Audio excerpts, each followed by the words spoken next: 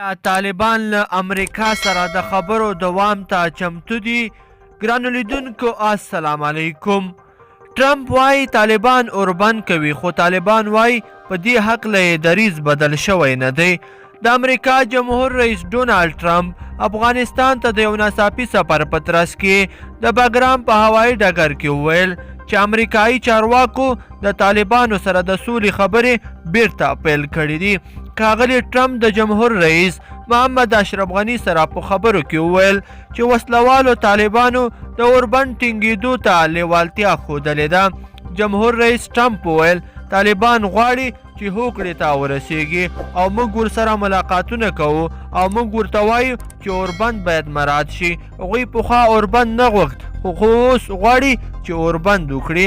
بل پلو طالبانو ته یوې نږدې سرچینې د امریکا غږ ته وویل طالبان چمتو دي چې له امریکا سره د سولې خبرې له هغه ځایه بیا پیل کړي چې د امریکا د جمهور رئیس ډونالډ ټرمپ د سپټمبر په میاشت کې پرته له کومې نتیجې پای ته ورسېدې.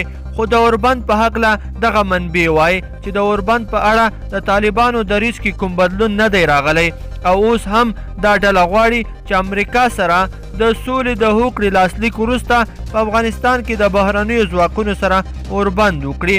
د دې معنا دا ده چې طالبان د افغان حکومت سره اوربند ته چمتو نه دي او په همدې خاطر دغه منبع وایي کیدای شي د اوربند څخه به د ښاغلي ټرمپ هدف هغه اوربند و چې څه موده وړاندې د زابل د ولایت په 3 ولسوالیو کې د افغانستان د امریکایي پوهنتون د 2 استادانو د خوشي کېدلو پر مهال ټینګ شوی و.